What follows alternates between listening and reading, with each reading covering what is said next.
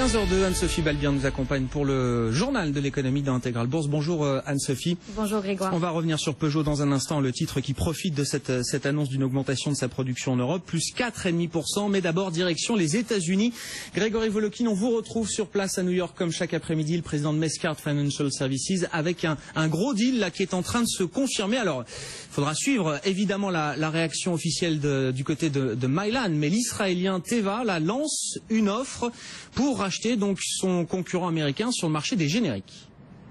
Oui, alors ce qui est intéressant à noter, c'est qu'en fait, si Teva aujourd'hui paye $82 pour Mylan, alors que l'action a clôturé hier à 68, vendredi, alors qu'il y avait des rumeurs, Mylan et le directeur de Mylan a publié une lettre en disant, écoutez, nous, on n'est pas du tout intéressés à une union avec Teva, il n'y a pas de logique industrielle, il y a trop de doublons dans nos activités.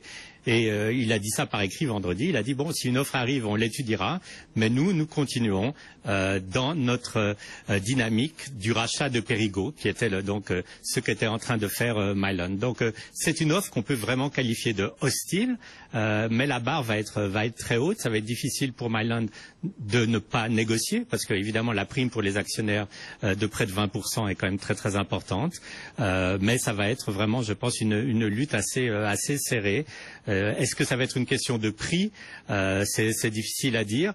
Si vraiment Mylan ne veut pas se mettre en vente, je pense qu'à ce moment-là, Teva devra en faire appel aux actionnaires qui, eux, en fait, ont toujours une vue court-termiste, évidemment.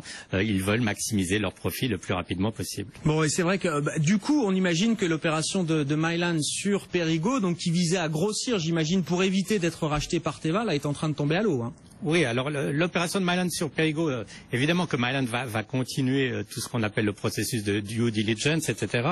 Par contre, c'est clair que, et Teva le dit très bien, le rachat de Mylan est conditionnel au fait que Mylan abandonne automatiquement le rachat de Perrigo. Bon, en tout cas, les titres sont en hausse avant bourse, hein, que ce soit Mylan qui est coté à New York, bien sûr, et Teva aussi, l'Israélien, qui lui aussi a une double cotation à New York. Les deux titres sont en hausse. Bon, au-delà de ce